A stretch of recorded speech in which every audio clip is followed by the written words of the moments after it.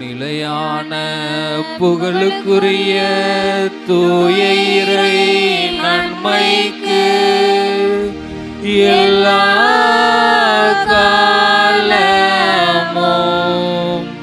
தொழுகையும் புகழும் போற்றியும் மாற்றியும் உண்டாக கடவதே. நிலையான புகழுக்குரிய தூய இறை நன்மைக்கு எல்லா காலமும் தொழுகையும் புகழும் போற்றியும் மாற்றியும் உண்டாக கடவதே. நிலையான புகழுக்குரிய தூய இறை நன்மைக்கு எல்லா காலமும் தொழுகையும் புகழும் போற்றியும் மாற்றியும் உண்டாக கடவதே.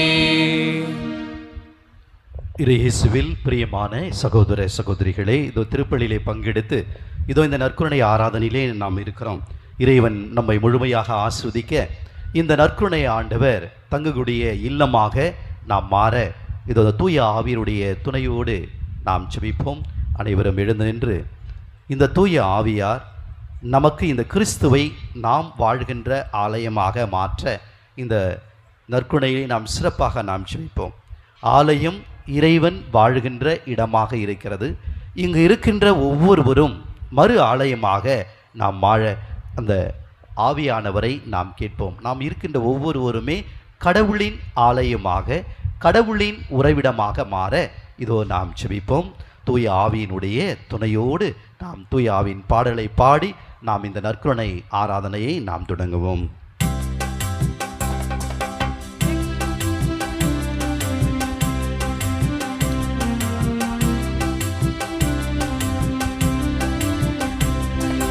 எங்களுக்குள்ளே வாசம் செய்யும் ஆவியானவரே, இந்நாளில் உம் சித்தம் போல் நடத்தி செல்லும் ஐயா. எல்லாம் சேர்ந்து கைகளை தட்டி பாடுவோம். வாசம் செய்யும் ஆவியானவரே, இந்நாளில் உம் சித்தம் போல் நடத்தி செல்லும் ஐயா. ஆவியானவரே, ஆவியானவரே, பரிசுத்த ஆவியானவரே, ஆவியானவரே, ஆவியானவரே, பரிசுத்த ஆவியானவரே, எங்களுக்குள்ளே வாசம் செய்யும் ஆவியானவரே, இந்நாளில் உம் சித்தம் போல் நடத்தி செல்லும் ஐயா. எப்படி நான் ஜெபிக்க வேண்டும், எதற்காக ஜெபிக்க வேண்டும், கற்றுத்தாரும் ஆவியானவரே. எப்படி நான் ஜெபிக்க வேண்டும், எதற்காக ஜெபிக்க வேண்டும், கற்றுத்தாரும் ஆவியானவரே. வேதவசனம் புரிந்து கொண்டு விளக்கங்களை அறிந்திட வெளிச்சம் தாரும் ஆவியானவரே. வேதவசனம் புரிந்து கொண்டு விளக்கங்களை அறிந்திட வெளிச்சம் தாரும் ஆவியானவரே.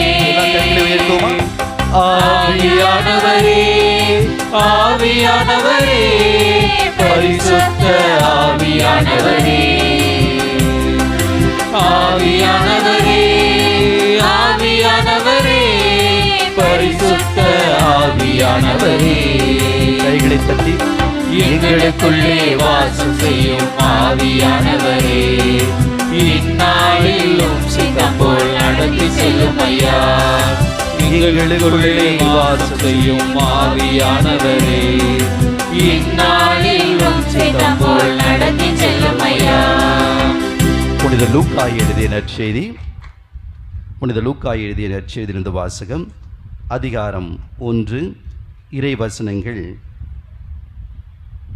26 புனித லூக்கா எழுதிய நற்செய்தி அதிகாரம் 1 இறைவசனங்கள் 26. 6ஆம் மாதத்தில்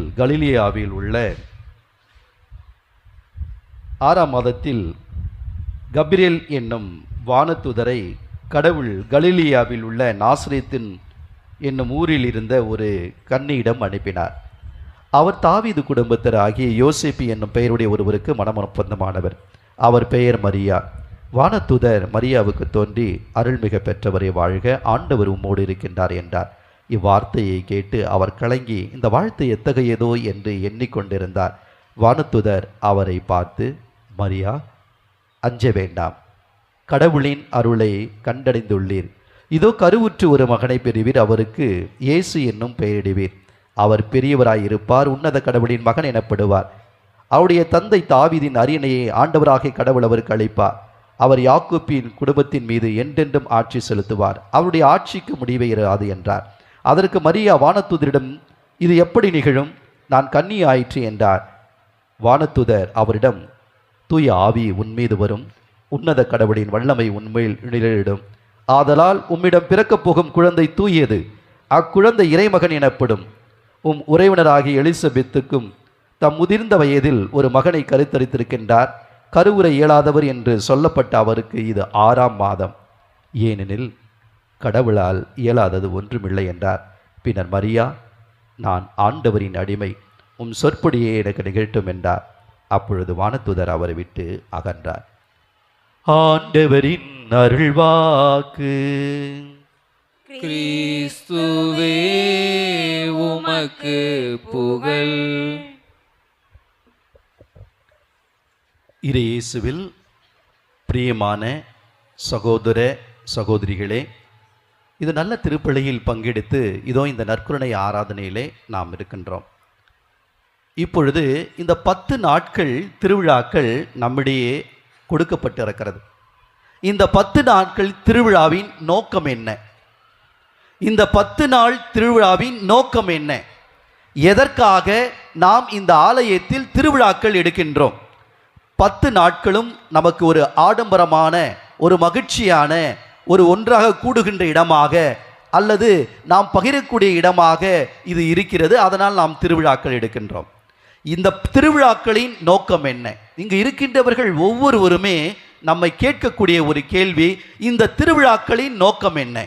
ஏன் இந்த 10 நாட்களும் நமக்கு சிறப்பான திருப்பலி கொடுக்கப்படுகிறது, சிறப்பான ஆன்மீக நிகழ்வுகள் நம் ஊரில் நடக்கிறது? இதனுடைய நோக்கம் என்ன? இயேசுவில் பிரியமான சகோதர சகோதரிகளே, இதனுடைய நோக்கம் என்னவென்றால், நாம் அனைவரும் இந்த கிறிஸ்துவோடு இணைந்து தூய ஆவியாரின் வழியாக கடவுளின் உறவிடமாக நாம் மாற வேண்டும். நான் சொன்னது புரியுதா? புரியல ஃபாதர், நல்ல கவனிங்க. இந்த திருவிழாக்களின் நோக்கம் இதுதான். இந்த ஊர் நிர்வாகிகளாக இருக்கலாம், பங்கு தந்தைகளாக இருக்கலாம், அருட்சகோதரிகளாக இருக்கலாம், யாராக இருந்தாலும் இருக்கலாம். அன்புக்குரியவர்களே, இந்த திருவிழாக்களில் இது உங்களிடம் நடக்கவில்லை என்றால் இவைகள் அனைத்தும் வேஸ்ட். நாம் எடுத்த இந்த முதல் நாள் கொடியேற்றத்திலிருந்து 10ஆம் நாள் திருவிழா வரை இது எவ்வளவோ செலவுகள் இங்கு நடந்தது, எவ்வளவோ நேரங்கள் இங்கு ஒதுக்கி இருக்கிறோம். உங்களெல்லாம் பார்க்கின்ற பொழுது எனக்கு ஆச்சரியமாக இருக்கிறது. 6:30 மணிக்கு இங்கே வரீங்க, 6:45 உள்ள வரீங்க, நீங்கள் வீடு திரும்புகின்ற பொழுது 9:30 மணி 10 மணி ஆயிடுது. இவ்வளவு நேரங்களை 10 நாட்களும் எப்படி செலவழிக்கின்றீர்கள் என்பது எனக்கு ஆச்சரியமாக இருக்கிறது. இவ்வளவு நேரங்களை இவ்வளவு மக்கள் இந்த ஆலயத்தில் எப்படி செலவிடுகிறார்கள், இவ்வளவு நேரங்கள் இவளுக்கு எப்படி செலவு செய்கிறார் என்பது என்னால் புரிந்து கொள்ள முடியவில்லை. ஆனால் அன்புக்குரியவர்களே, ஆச்சரியம் கொடுக்கக்கூடியது என்னவென்றால், அது மட்டுமல்ல, இவைகள் எனக்கு என்ன செய்ய வேண்டும்? இந்த திருவிழாக்களின் நோக்கம், நான் ஒதுக்கிய இந்த நேரங்கள், இந்த ஆடம்பரங்கள், என்னுடைய செலவுகள் அனைத்துமே நான் கிறிஸ்துவோடு இணைந்து தூய ஆவியாரின் வழியாக கடவுளின் உறைவிடமாக நான் மாறியிருக்க வேண்டும். இந்த பங்கு மாறியிருக்க வேண்டும், என் குடும்பம் மாறியிருக்க வேண்டும், என் பிள்ளைகள் மாறியிருக்க வேண்டும். இந்த ஆலயம் கடவுளின் உறைவிடமாக இருக்கிறது. இந்த ஆலயத்தில் வருகின்ற ஒவ்வொருவரும் இந்த 10 நாட்களின் ஆன்மீக சிறப்பு வழிபாடுகளின் வழியாக நாம் இந்த கிறிஸ்துவை நாம் பெற்று, நாம் நம்முடைய குடும்பம், நம்முடைய பிள்ளைகள், நம் உற்றார் உறவினர்கள் ஆலயமாக மாறாவிட்டால், கடவுளின் உறைவிடமாக மாறாவிட்டால் வேஸ்ட். நீங்கள் நேரத்தை வீண் பண்ணிட்டு இருக்கிறீங்க, நானும் நேரத்தை வீண் பண்ணிட்டு இருக்கிறேன். பங்கு தந்தை தன்னுடைய நேரத்தை வீணாக்கி கொண்டிருக்கின்றார். அன்புக்குரியவர்களே, உங்கள் நேரங்களை வீணாக்காதீர்கள். இந்த 10 நாட்களும் நான் கடவுளின் உறைவிடமாக மாற வேண்டும். இதோ இந்த ஆலயம் அன்னை மரியாளினுடைய பரிந்துரையால் இருக்கிறது. உற்று நோக்குங்கள் அன்னை மரியாளை. இன்றைய வாசகத்தில் நாம் கேட்டது போல அன்னை மரியாள் கடவுளின் உறைவிடமாக இருந்தாள். அவர் இயேசுவோடு இணைந்தார். அது எப்படி நடந்தது? தூய ஆவி அவர் மேல் நிழலிட்டது. இயேசுவோடு இணைந்து தூய ஆவியின் வழியாக அன்னை மரியாள் கடவுளின் உறைவிடமாக மாறுகின்றாள். நான் சொல்றேன், இந்த வார்த்தையை பாருங்களேன். கிறிஸ்துவோடு இணைந்து தூய ஆவியாரின் வழியாக கடவுளின் உறைவிடமாக மாறுங்கள். இந்த ஒரு சென்டென்ஸ்ல என்ன தெரியுது உங்களுக்கு? இதுல என்ன இருக்கு? யார் கரெக்டா சொல்றாங்கன்னு பார்க்கலாம். கடவுள் அவங்க கூட இருக்கிறார். நிச்சயமாக கடவுள் வெளிப்படுத்துவார் உங்களுக்கு. கிறிஸ்துவோடு இணைந்து தூய ஆவியார் வழியாக கடவுளின் உறைவிடமாக மாறுங்கள். இந்த ஒரு சென்டென்ஸ்ல என்ன நீங்க கண்டுபிடிக்கிறீங்க? சொல்லுங்க பார்க்கலாம். எல்லாம் திருப்பலி பெற்று நற்கருணையோடு இருக்கிறீங்க. இதுல இருந்து என்ன தெரியுது? தெரியல, அப்படிதானே? திருப்பி சொல்றேன். கிறிஸ்துவோடு இணைந்து தூய ஆவியாரின் வழியாக கடவுளின் உறைவிடமாக மாறுங்கள். பாத்தீங்களா? கிறிஸ்துவோடு இணைந்து இயேசு தூய ஆவியாரின் வழியாக தூய ஆவியார் கடவுளின் உறைவிடமாக மாறுங்கள். தந்தை, மகன், தூய ஆவியார் இந்த ஒரு வரியில் இருக்குது. கடவுளின் சங்கமமாக நீங்கள் மாறுங்கள். தந்தை மகனின் தூய ஆவியினுடைய இருப்பிடமாக நீங்கள் மாறுங்கள். உங்கள் குடும்பம் இதோ இந்த ஆலயத்திற்கு கடவுள் தந்தை மகன் தூய ஆவியார் வாழ்கின்ற இந்த இடத்திற்கு நீங்கள் வந்திருக்கின்றீர்கள். இங்கிருந்து நீங்கள் வெளியேறி சென்றுகிற பொழுது நீங்களும் இந்த தந்தை மகன் தூய ஆவியாரை பெற்றவர்களாக நீங்கள் இருக்க வேண்டும். சரி ஃபாதர், இந்த கிறிஸ்துவோடு நான் எப்படி இணைவது? ஃபர்ஸ்ட் கிறிஸ்துவோடு இணைந்து தூய ஆவியாரின் வழியாக கடவுளின் உறைவிடமாக மாற வேண்டும். நான் கிறிஸ்துவோடு நான் எப்படி இணைவது? ஃபர்ஸ்ட் கேள்வி. நான் கிறிஸ்துவோடு இணைய வேண்டும் என்றால் எனக்கு இருக்கின்ற தகுதி என்ன? எல்லாரும் கிறிஸ்துவோடு இணைஞ்ச முடியாதுங்க. இந்த ஆலயத்திற்கு வந்து திருப்பலியிலே பங்கெடுத்து எல்லா நிகழ்வுகளிலும் பங்கெடுத்து சென்றுகிறவர்கள் எல்லோருமே கிறிஸ்துவோடு இணைக்கவே முடியாது. யார் இந்த கிறிஸ்துவோடு இணைய முடியும்? ஃபர்ஸ்ட் ஃபார் மோஸ்ட் பாவம் இல்லாதவர்கள் கிறிஸ்துவோடு இணைய முடியும். நம்முடைய பாவ வாழ்க்கையிலிருந்து நாம் விலக வேண்டும். கிறிஸ்துவோடு நாம் இணைக்கப்படுவோம். ஃபர்ஸ்ட் அதான் செய்யணும். பாவம் இல்லாதவர்களாக நாம் இருக்க வேண்டும். இதோ உங்களுக்கு நேரம் இருந்தால் வீட்டில் போய் வாசித்து பாருங்க. கலாத்தியருக்கு கடிதம் 5வது அதிகாரம் 16வது வசனம் சொல்லுகிறது, ஊன் இயல்பின் தூண்டுதலுக்கு ஏற்ப நீங்கள் வாழாதீர்கள்.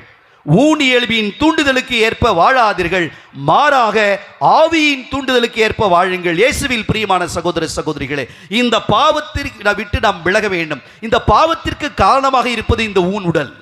ஆகையால் இந்த ஊன் இயல்பின் இச்சைக்கு ஏற்ப நீங்கள் வாழாதீர்கள். இந்த ஊன் இயல்பின் இச்சைக்கு ஏற்ப நீங்கள் வாழ்வீர்கள் என்றால் கடவுளுக்கு ஏற்புடையவர்களாக வாழ முடியாது. ஊன் இயல்பின் இச்சைகள் என்ன?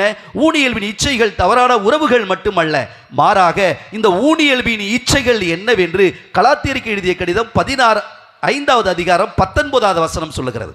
கலாத்தியருக்கு எழுதிய கடிதம் 5வது அதிகாரம் 19வது வசனம். நேரம் இல்லாததனால் நானே இதை உங்களுக்கு சொல்லுகிறேன். பரத்தன்மை, கெட்ட நடத்தை, சிலை வழிபாடு, அழுக்காறு, சீற்றம், குடிவெறி, காமவெறி, விபச்சாரம், பிளவு, கட்சி மனப்பான்மை, சீற்றம், குடிவெறி என எல்லா களியாட்டம், இவைகள் அனைத்துமே இந்த ஊன் இயல்பினுடைய கனிகளாக இருக்கிறது.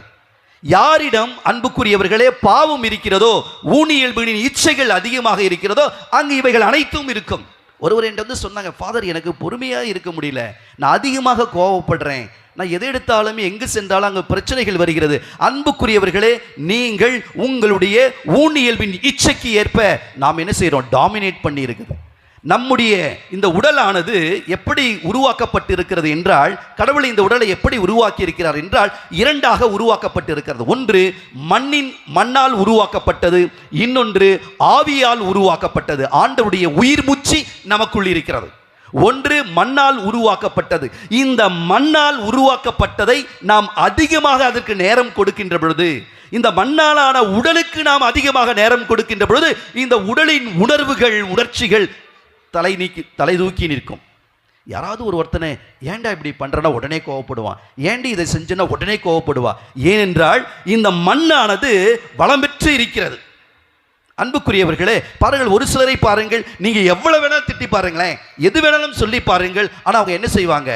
அப்படியே பொறுமையோடு இருப்பார்கள். காரணம், அவர்களிடம் இந்த ஆவியானவர் தலை தூக்கி நிற்கின்றார். அவர்கள் இந்த ஆவிக்கு முக்கியத்துவம் கொடுத்தவராக இருக்கின்றார். இயேசுவில் பிரியமான சகோதர சகோதரிகளே, ஒருவர் என்ன செய்கிறார்? ஒரு 2 நாய்க்குட்டிகளை ஒருவிடம் ஒப்படைக்கிறார். பார்த்தீங்கன்னா, நாய்க்குட்டி எங்கே படுத்திருக்கு, அப்படிதானே?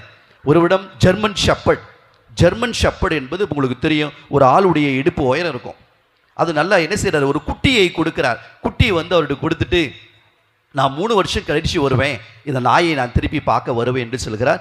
இரண்டும் என்ன செய்யுது? 2 நாய்களுமே ஆண் நாய்க்குட்டி. அப்போ 3 வருடம் கழித்து வருகின்றார்.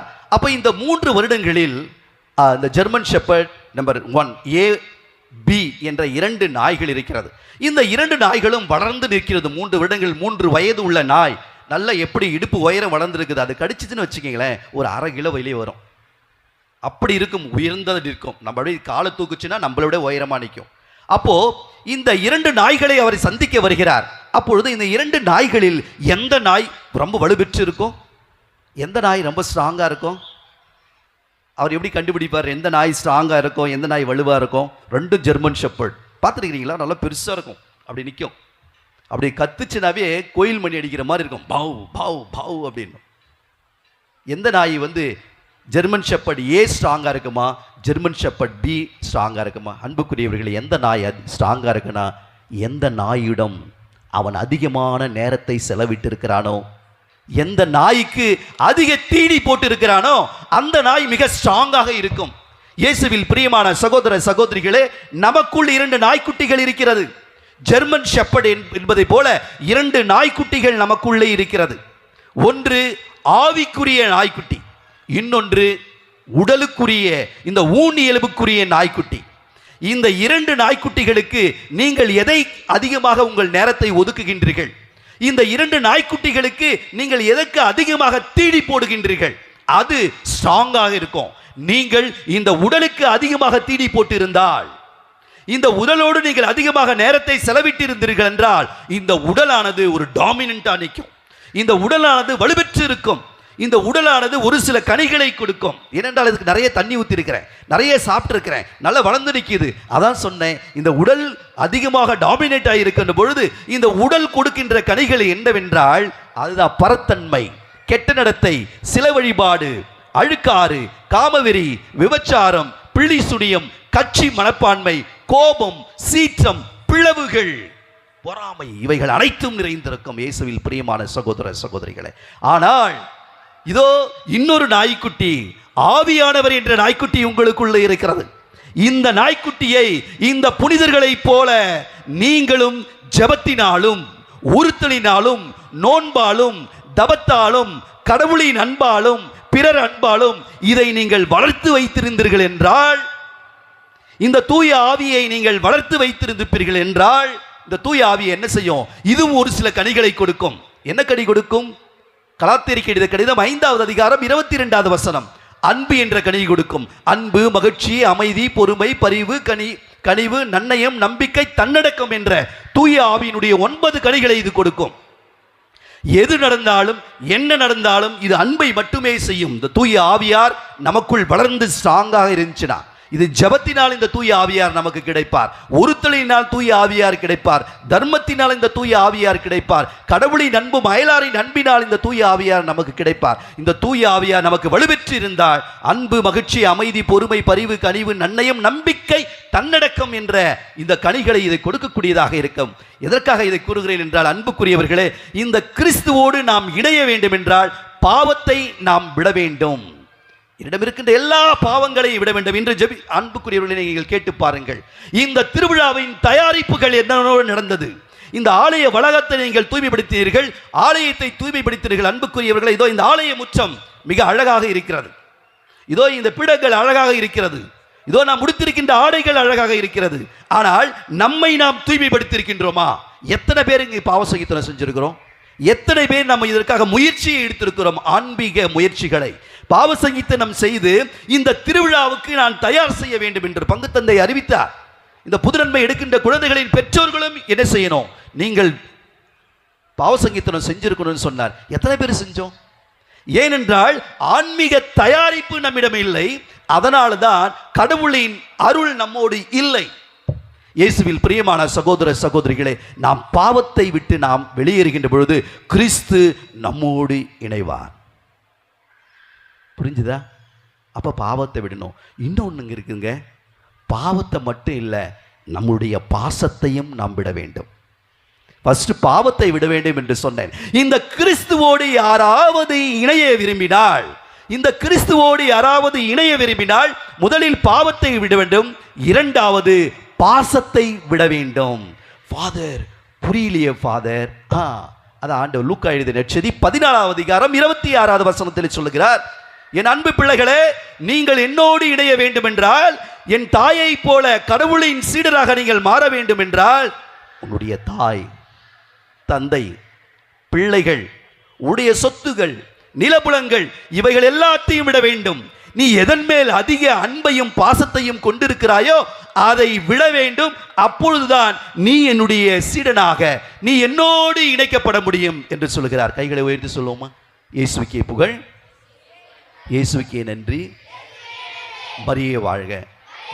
இது போல கூச்சல் போடக்கூடாது, அப்படிதானே? ஒரு ஜெபத்தோடு நாம் சொல்லணும். தெருவில் தான் கூச்சல் போடுவாங்க, அப்படிதானே? நமக்குள்ள நற்கருணை ஆண்டவர் இருக்கிறார். ஜெபத்தோடு எது செய்தாலும் ஜெபத்தோடு இருக்கிற இந்த வளாகங்கள் ஆன்மீக வளாகங்களாக இருக்க வேண்டும். இது கூச்சலின் இடங்கள் கிடையாது. இது ஒரு ஆன்மீகத்தோடு நாம் செய்கின்ற பொழுதுதான் உண்மையிலே அன்புக்குரியவர்களை நமக்குள் மாற்றங்கள் நமக்கு இருக்கும், அப்படிதானே? அப்போ பாவத்தை மட்டுமல்ல, என்னுடைய பாசத்தையும் நான் விட வேண்டும். ஒரு எடுத்துக்காட்டோடு உனக்கு சொல்லுகிறேன். குரங்கு எப்படி பிடிப்பாங்க தெரியுமா? குரங்கு பிடிக்கிறது, ஒரு குரங்கு ஒரு மதில் சேவரி மேலே உட்காந்துட்டு இருக்கும்போது அது நல்ல ட்ரெயின் ஆன ஆள் என்ன செய்வார்னா, அந்த குரங்கு பின்னால் போயிட்டு அந்த வாழை பிடிச்சிக்குவாங்க. வாழை பிடிச்சி அப்படியே வேகமாக சுற்றுவார். அவரும் சுற்றுவார், வேகமாக சுற்றி ஒருத்தன் ஒரு பேக்கோட ரெடியாக இருப்பான். அப்படியே அதை உள்ளே போட்ட உடனே குரங்கு பிடிச்சிட்டு போயிடுவான். இது ரொம்ப கஷ்டம். ஆனால் இப்படி குரங்கு பிடிப்பாங்க, ஆனால் இது ரொம்ப கஷ்டம். ஆனால் ஈஸியாக குரங்கு எப்படி பிடிக்கிறது தெரியுமா? ஈஸியாக குரங்கு எப்படி பிடிக்கிறதுனா, குரங்கு என்ன செய்யும், காட்டில் எந்த இடம் இருக்குது குரங்கு தெரிஞ்ச உடனே ஒரு ஜார் இருக்குது பார்த்தீங்களா? குழந்தைங்க பார்த்துருப்பீங்கன்னா என்னன்னு தெரியாது. வாய் வந்து கூர்மையாக இருக்கும், கீழே வர வர அப்படியே பெருசாக இருக்கும். ஒரு ஜார் பார்த்துருக்குறீங்களா? ஒரு குடுவை மாதிரி வாய் மேலே குறுகி இருக்கும், கீழே வரும்போது கீழே பெருசாக இருக்கும். அதை ஒரு காட்டுக்குள்ளே வச்சுட்டு அவங்க என்ன செய்வாங்க, கடலை இருக்குது பார்த்தீங்களா, இந்த கடலையை ஒரு கைப்பிடி கடலையை எடுத்து உள்ளே போட்டுருவாங்க. எதுக்குள்ளே? அந்த ஜாருக்குள்ளே போட்டுருவாங்க. போட்டுட்டு சில கடலைகளை அப்படியே வெளியே தூவி விட்டுருவாங்க. அப்போ என்ன செய்வான், அந்த குரங்கு பிடிக்கிறவன் வீட்டுக்கே போயிடுவான்.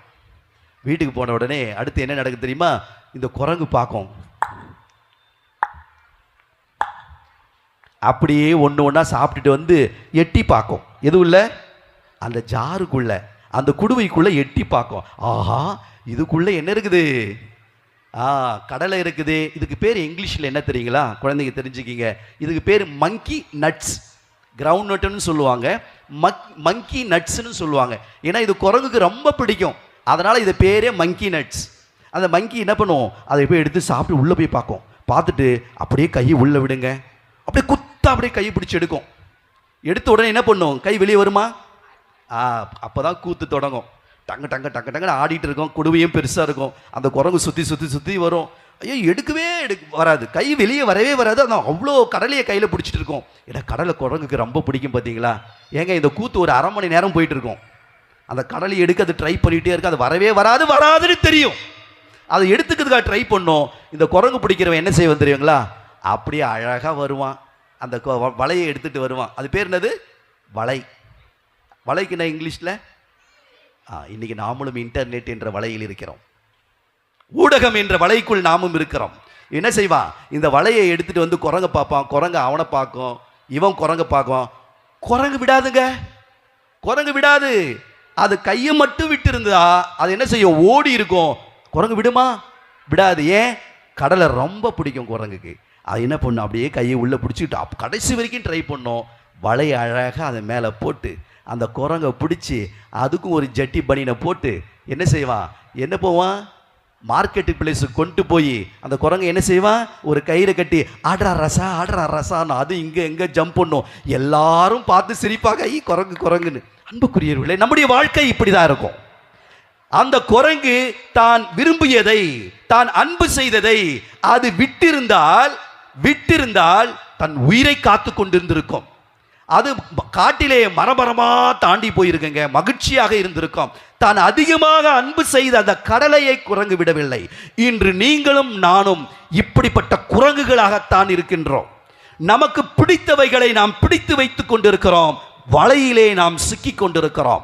இயேசுவில் பிரியமான சகோதர சகோதரிகளே, இதுதான் ஆண்டவர் சொல்கிறார், நீ எதை அன்பு செய்கிறாயோ அதை விட வேண்டும். அதனால்தான் அதோ அன்று ஒருவன் இருந்தான், நம்பிக்கையின் தந்தை என்று ஆபிரகாம் போற்றப்படுவதற்கு காரணம் இதுதான். இயேசுவில் பிரியமான சகோதர சகோதரிகளை 90 வருடங்கள் தனக்கு குழந்தை இல்லாத இருந்த பொழுது ஆபிரகாமுக்கு ஈசாக்கு என்ற குழந்தை பிறக்கிறார். அந்த குழந்தையை பெற்றவுடனே ஆண்டவர் என்ன செய்கிறாரு, அந்த ஆபிரகாமை பார்த்து, ஆபிரகாம் இந்த குழந்தையை நீ எனக்கு கொடுக்க வேண்டும் என்று சொல்லுகிறார். என்ன, இதுக்கு குழந்தையை கொடுக்காமே இருந்திருக்கலாமே, பெரிய குடும்பம் இல்லை, எவ்வளவு கொலகாரனாக இருக்கிறார் இந்த ஆண்டவர், எவ்வளவு பொறாமை நிறைந்தவனாக இந்த ஆண்டவர் இருக்கிறார் பாருங்கள். ஆண்டவர் கேட்கிறார் ஆபிரகாமை, ஆபிரகாம் இந்த குழந்தையை எனக்கு நீ பலி கொடுக்க வேண்டும் என்று சொல்லுகிறார். காரணம் என்ன தெரியுங்களா, இந்த 90 வருடங்கள் ஆபிரகாம் ஆண்டவரை மேல் நோக்கி பார்த்து கொண்டிருந்தான். இப்பொழுது ஒரு குழந்தை கிடைத்த விடனே எல்லா பாசமும் குழந்தைகிட்ட போயிடுச்சு, கீழ் நோக்கி பார்க்க ஆரம்பித்தான். கொலோசியர் 3:2, உங்கள் எண்ணங்கள் விண்ணகத்தை நோக்கி இருக்க வேண்டும், மண்ணகத்தை நோக்கி அல்ல. ஆபிரகாம் என்ன செஞ்சிட்டான், அவன் விண்ணகத்தை பார்க்காம குழந்தையை பார்க்க ஆரம்பிச்சிட்டான். அந்த குழந்தையை பலி கொடு என்று சொல்லிவிட்டார். ஆனால் ஆபிரகாம் என்ன செய்யறான், தான் அதிகமாக அன்பு செய்த ஒரே பிள்ளை, இத்தனை வருடங்கள் குழந்தை இல்லாமல் இருந்தான். ஆண்டவர் கேட்ட ஒரே காரணத்திற்காக அளவில்லாத அன்பை ஆண்டவரிடம் காட்டினார். கடவுளுக்கு முதலிடம் கொடுத்தான். இயேசுவில் பிரியமான சகோதர சகோதரிகளே, ஆபிரகாம் கடவுளை மையப்படுத்தினான். காட் சென்டர்ட்னஸ் லைஃப், கடவுளை முன்னிறுத்தினான். எல்லாவற்றுக்கும் மேலாக என்ன செய்ய, அந்த குழந்தையை ஆண்டவருக்காக நான் கொடுப்பேன், இந்த குழந்தையை நான் கொடுத்தாலும் இந்த ஆண்டவர் எனக்கு திரும்ப கொடுப்பார் என்ற பெரும் நம்பிக்கை அவனிடம் இருந்தது.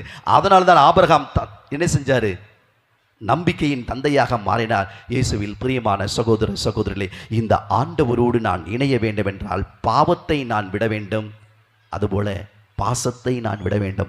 என் தாயாக நான் சிலவைகளை நினைத்துக் கொண்டிருக்கிறேன், என் தந்தையாக சிலவைகளை நான் நினைத்துக் கொண்டிருக்கிறேன். நான் பெரிய படிப்பு படிக்கணும், இதை சாதிக்கணும், அதை சாதிக்கணும், இதை பண்ணணும், என்னுடைய கருத்து தான் என் குடும்பத்தில் எடுபட வேண்டும், நான் சொல்வதுதான் இந்த பங்கில் நடக்க வேண்டும் என்ற தந்தையும் தாயும் என்ற ஐடியா, என்னுடைய சிந்தனைகள், என்னுடைய எண்ணங்கள், என்னுடைய சொல்கள், என்னுடைய செயல்பாடுகள், இப்படிப்பட்ட தாயும் தந்தையும் நாம் என்ன செய்யணும், விடணும். நான் தான் விளக்கேற்றணும், நான் தான் கொடியை பிடிக்கணும், நான் தான் செய்ய வேண்டும். இப்படிப்பட்ட இருமாப்பு தன்மைகளையும் தலைகவரங்களையும் விடாப்பிடையை அடைந்த குணங்களையும் மன்னிக்க முடியாத மனப்பான்மைகளும் இது போன்ற தாய் தந்தையர்களை நாம் விட வேண்டும்.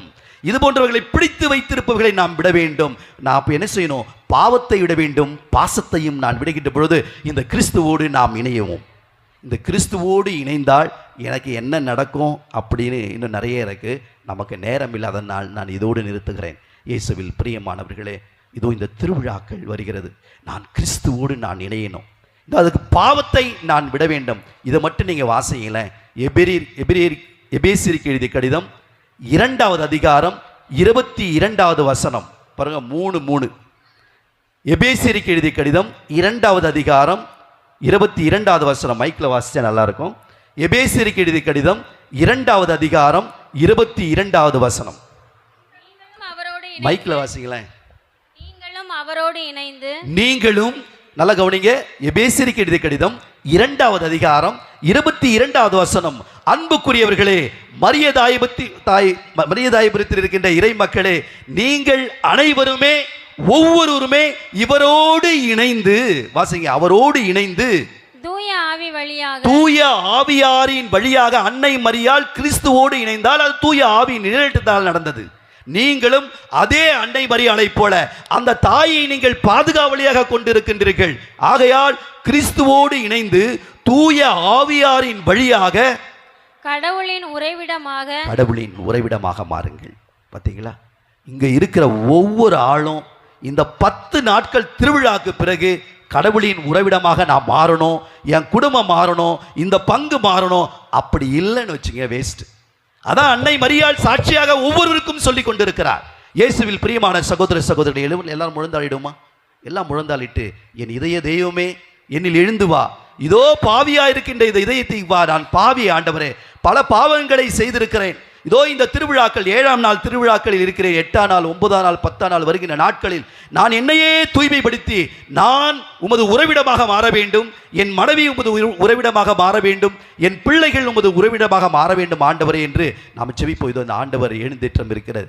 இதோ இந்த ஆண்டவர் இங்கே இருக்கின்றார். ஆண்டவரே, இந்த பாவப்பட்ட இதயத்துக்குள்ளவா நானும் உம்முடைய உறைவிடமாக மாறணும். நமக்கு புனித பவுலடியார் 1 கொரிந்தியர் 3வது அதிகாரம் 16வது வசனத்திலே சொல்லுகின்றார், நீங்கள் ஒவ்வொருவரும் தூய ஆவியாரின் ஆலயமாக மாறுங்கள், கடவுளுடைய ஆலயமாக மாறுங்கள் என்று சொல்லியிருக்கின்றார். இந்த பாடலோடு நாம் ஜெபிப்போம். எல்லாம் பக்தியா கைகளை கூப்பி உங்களுடைய குடும்பத்தில் இருக்கிற ஒவ்வொருவருக்காக ஜெபியுங்கள். உங்களுடைய குழந்தைகள் சிறப்பாக திருவிருந்து பெறப் போகின்ற குழந்தைகள், இருக்கின்ற பெரியவர்கள், இந்த குடும்பத்தின் ஆலயம் நம்ம ஒவ்வொரு குடும்பமும் ஒவ்வொரு நபரும் கடவுளின் உறைவிடமாக மாற வேண்டும், கடவுள் தங்குகின்ற இல்லமாக மாற வேண்டும். அன்னை மரியாளை போல இயேசுவை தாங்க வேண்டும். இயேசுவோடு இணைந்து தூய ஆவியாரின் வழியாக கடவுளின் உறைவிடமாக ஒவ்வொருவருமே ஒரு ஆலயமாக மாற இதோ இந்த நேரத்தில் இந்த ஆண்டவரிடம் என்னுடைய இதயம் உமக்காக ஆண்டவரே என் இதயத்திற்கு வார என்று பாடி ஜெபிப்போம்.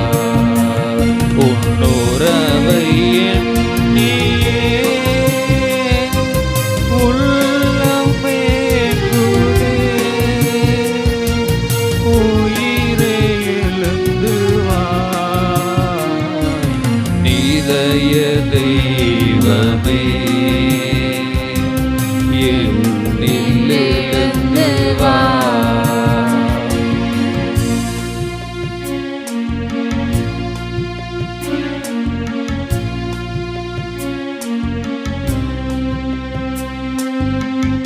இது அந்த ஆண்டவரிடம் செபியுங்கள். ஆண்டவரே, அனைத்து காக்கும் தாய், எங்களை தந்தை, எங்களுடைய உறவுகள் எல்லாமே எங்களை விட்டு பிரிந்து போயிடும், ஆனால் நீ ஒருபோதும் எங்களை கைவிட மாட்டீர். இதோ என் இதயத்திற்கு வாரும்.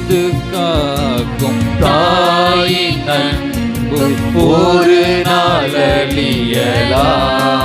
எல்லாம் கைகளை குப்புங்க. குழந்தைகள் நடத்தும் தந்த அன்பும் அழியலாம். அனைத்து காக்கும் தாயின் அன்பு ஒரு நாளியலாம்.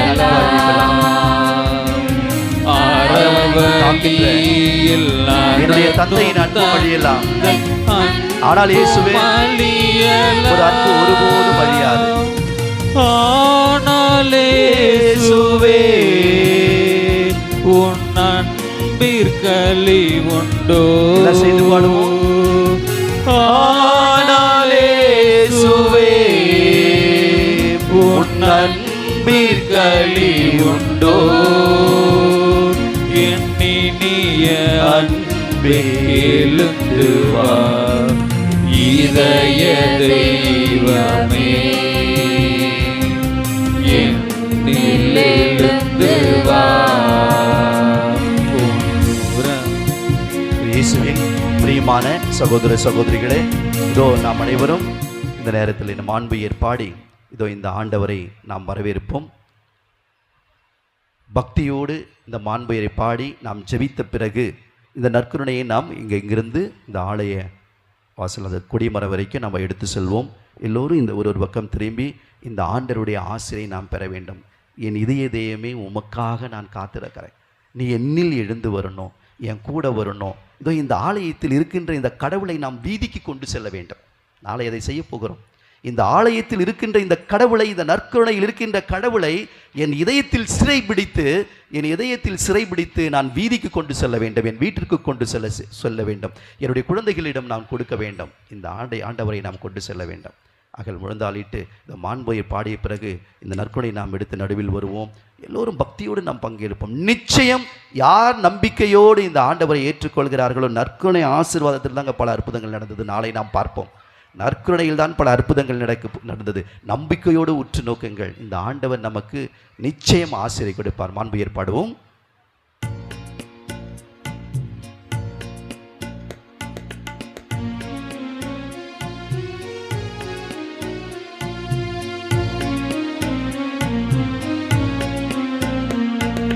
மாண்புயரில் அருளன மனத் நாமத்தை தாழ்ந்து பணிந்து ஆராதிப்போம்.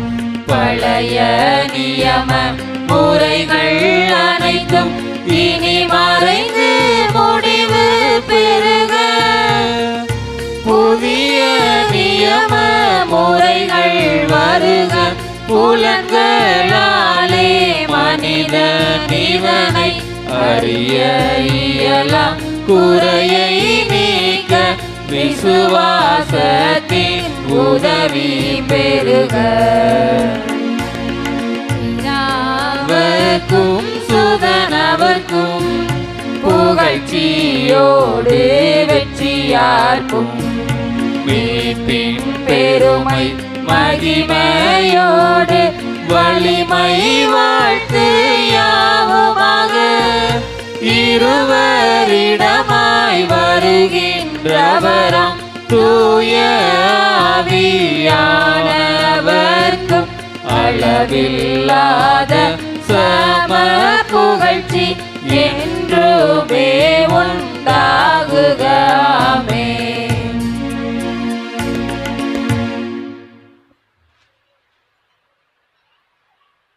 வானின்று அவர்களுக்கு அப்பம் அளித்தீரே.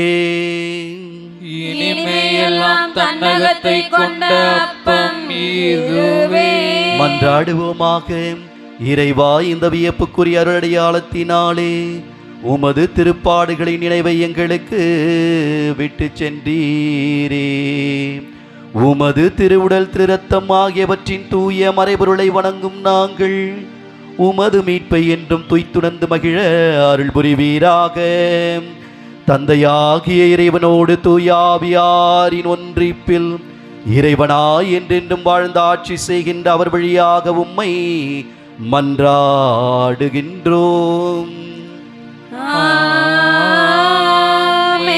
இப்பொழுது பாடல் குழுவானது என் இதய தெய்வமே என்ற பாடலை பாடிக்கொண்டிருக்கின்ற பொழுது இந்த நற்கருணை எடுத்து நாம் சென்று ஆசீர் கொடுக்கப்படும். சிறப்பாக இதில் எல்லோரும் பக்தியோடு பங்கேற்போம். குழந்தைகள், பெரியவர்கள், வயதானவர்கள், சிறப்பாக முதியவர்கள், நோயுற்று இருப்பவர்கள், சில காரியங்களுக்காக எதிர்பார்த்திருக்கக்கூடியவர்கள் எல்லோரும் இதோ இந்த ஆண்டவரை பக்தியோடு நாம் வரவேற்போம்.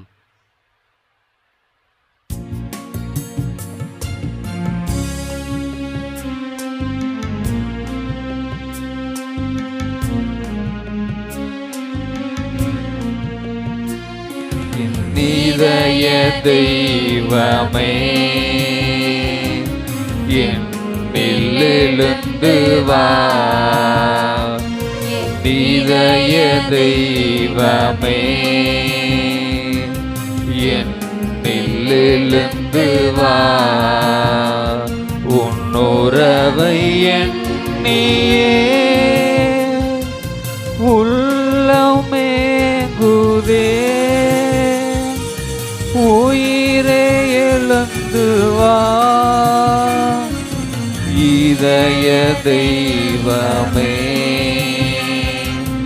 என்னில் எழுந்து வா.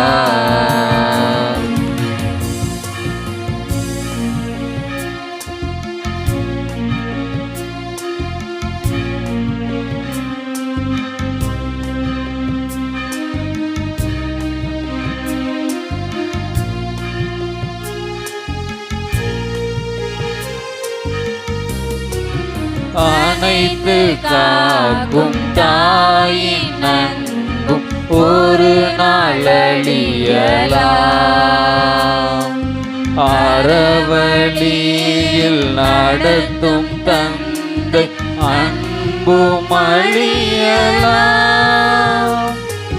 அனைத்து காக்கும் தாயின் அன்பும் ஒரு நாளழியலாம். அறவழியில் நடத்தும் தந்தை அன்பும் அழியலாம். ஆனாலே சுவே உன் அன்பிற்களி உண்டோ. ஆனாலே சுவே உன் அன்பிற்களி உண்டோ. எண்ணினிய நம்பி எழுந்து வா இதய தெய்வமே என்னில் எழுந்து வா இதய தெய்வமே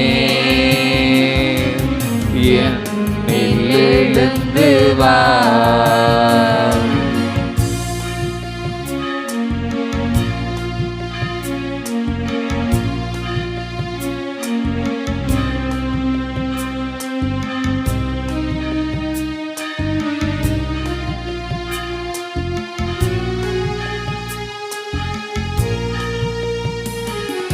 பொய்மை மலிந்து மெய்மை மெலியும் நிலையை காண்கின்றேன்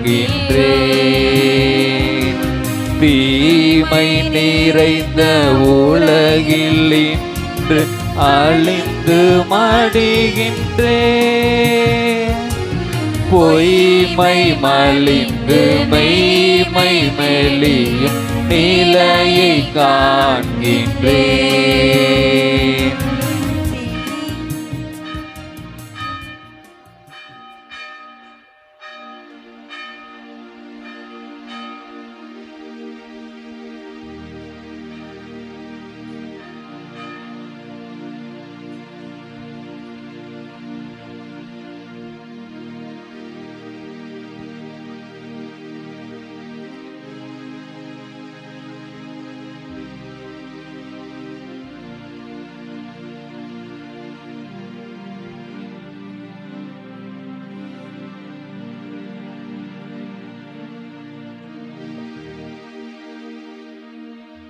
நிலையான புகழுக்குரிய தூய இறை நன்மைக்கு எல்லா காலமும் தொழுகையும் புகழும் போற்றியும் மாட்சியும் உண்டாக கடவதே நிலையான புகழுக்குரிய தூய இறை நன்மைக்கு எல்லா காலமும் தொழுகையும் புகழும் போற்றியும் மாட்சியும் உண்டாக கடவதே நிலையான புகழுக்குரிய தூய இறை நன்மைக்கு எல்லா காலமும் தொழுகையும் புகழும் போற்றியும் மாட்சியும் உண்டாக கடவதே